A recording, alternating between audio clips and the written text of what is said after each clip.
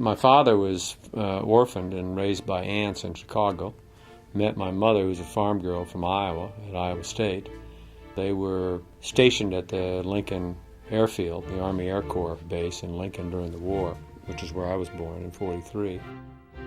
There were 7 of us. We went to church every Sunday as a family. We had a local drugstore and a local family doc, and it was a very safe and very community-centered place. My father was a very kind person, very family-centered. As I said, he was an orphan, so the thing that he wanted most of all in life was a big family. You know, he cared deeply about doing what was right for the family. My father and uncle were both in the Army, and my father's grandfather fought under Grant in the Civil War, but it wasn't military traditions weren't a part of our household. In my case, it was just luck of the draw. I graduated from college in '65 and passed a pre-induction physical, and I knew that I was going to get drafted relatively soon, so I volunteered for the Navy. Joseph Bob Carey enlisted in the Navy in 1965 after graduating from college. He volunteered for underwater demolition training after officer candidate school and was eventually selected to become a member of the Navy SEALs. Carey arrived in Vietnam in 1968.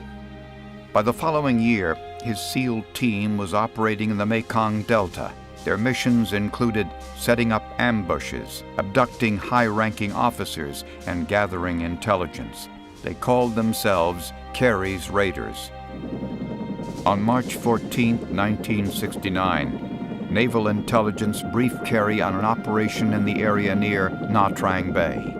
Well, I mean, it was a pretty straightforward operation, and in fact, it was one of the few where we had good actionable intelligence, where we were sure there was something there, that we didn't know the size of it or anything. And we had made contact with a Special Forces unit in Nha Trang, which was north of where we were based, and we had talked to them before, and they had an operation they couldn't do. It involved the interrogation of a Vietnamese who had tired of it all, because the Vietnamese, they fought till they were either dead or the war was over. He just got tired of it. He'd been doing it for 4 or 5 years, and he wanted to go and see his family. So he had swam off an island, and he had told the Special Forces guys that this was on this island was a group of North Vietnamese who were sappers, and they had been responsible for blowing up a number of mostly civilian targets in the city of Nha Trang. And he agreed to lead us back in. He agreed to lead us to where they were, and the object was to round them up. He told us they were sleeping in 2 different groups, and so we went on the back side of the island, which is a fair amount of climbing, and positioned the first sleeping group. And the second sleeping group, we got there a bit too late because they had broke camp and they were on the move, and they made contact with us through some sort of an explosive device that was thrown that started the firefight. Carey received massive injuries from a grenade that exploded at his feet and threw him backward onto the jagged rocks. And I fell down where the leg was, and it was, it was mashed up pretty good and bleeding pretty good, so I tied a tourniquet on it and tried to stand and couldn't. Although bleeding profusely and suffering great pain, Carey displayed outstanding courage and presence of mind in immediately directing his element's fire into the heart of the enemy camp. There was a lot of confusion, and you didn't quite know, and you had to figure out what's going on. I say didn't quite know. You knew rounds were coming in from 2 different directions, so we had to reposition ourselves. We now know it's a life or death situation, so we're returning fire and taking fire. And, there isn't a lot of, I didn't really think about anything other than stopping the bleeding and trying to come out on the high end of a pretty lethal firefight that was going on. Carey radioed in the second team's fire support, which caught the confused Viet Cong in a devastating crossfire. His men were able to rout the enemy and take several prisoners who provided critical intelligence to the Allied effort.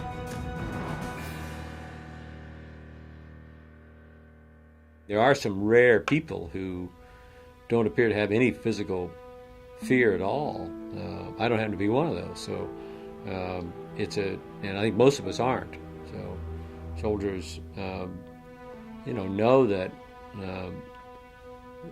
that oftentimes death doesn't come quickly. That can be painful as it can be. It can be disfiguring, and so you set it aside on behalf of the guys you're with. You hear people say, "Well, we all fought for the flag." I didn't give a damn about the flag, but I cared deeply about the guys I was with. I would protect them and fight for them and carry them out if necessary if they were injured. So, I wouldn't have thought for a second if I had to put myself in between live fire and one of my men to do it. Young people need to answer the question, who are their heroes? And they need to be encouraged, actually, to make a selection of who their heroes are. And they need to talk about the behavior that they admire, that they consider to be heroic. I spent 8 months in the Philadelphia Naval Hospital recovering from my wounds, and that's where I saw heroism. Our heroes are our nurses. Our heroes are the volunteers who came in and laid a hand on you and said it was going to be okay. Our heroes are the ones who took times out of their lives or in their job, went above and beyond and let you know that they loved you. When none of our young sons and daughters have to go over and fight wars that could produce them getting a medal of any kind, that's success. But the idea of a hero is much bigger, and I don't think our world's going to go where it needs to go unless we can expand the idea of hero beyond the battlefield.